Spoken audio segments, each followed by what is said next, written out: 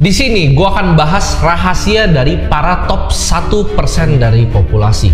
Menurut data dari Global Wealth Databook dari Credit Suisse, jumlah orang yang dinilai kaya sama perbankan di Indonesia itu sangat amat sedikit yang memiliki aset di atas 100 juta dolar.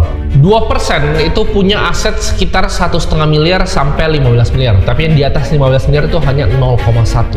Nah, di sini gue pengen sharing ke kalian berdasarkan pengalaman gue pribadi dan pengalaman dari teman-teman gue, ya. Gue kumpulin jadi satu ya di video ini. Rahasianya apa sih untuk sampai ke 1 juta dolar pertama? Di usia yang relatif muda, gue berhasil mencapai aset segitu dan bahkan melewatinya dalam liquid net worth. Jadi di sini gue pengen sharingin ke kalian gitu, hal-hal yang gue lakuin dan juga yang gue dengar dari teman-teman gue. Ini gue lakukannya tanpa bantuan dari orang tua, tanpa bantuan dari kenalan apapun, tanpa privilege dari manapun. Rahasia yang pertama dari orang-orang high net worth individual ini adalah mereka itu nggak ngejar yang namanya status, tapi yang mereka ngejar adalah pure kekayaan atau wealth. Nah, di sini ada dua perbedaan yang sangat signifikan antara status dan juga kekayaan. Status adalah sebuah permainan yang manusia suka mainin dari awal, ya kan? Siapa yang berkuasa lah, kepala desanya siapa. Status itu game paling lama dalam sejarah manusia. Jadi dari awal yang muncul manusia ada prostitusi, ada perjudian, dan juga ada game status ini.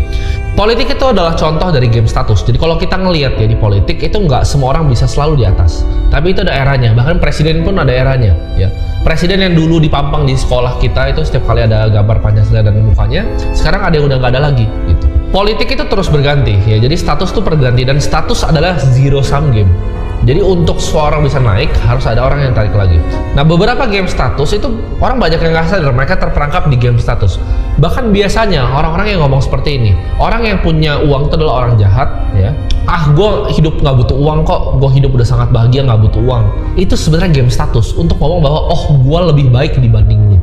Ya, jadi sadar sini itu game status. Orang yang main game status itu suka banget narikin orang turun.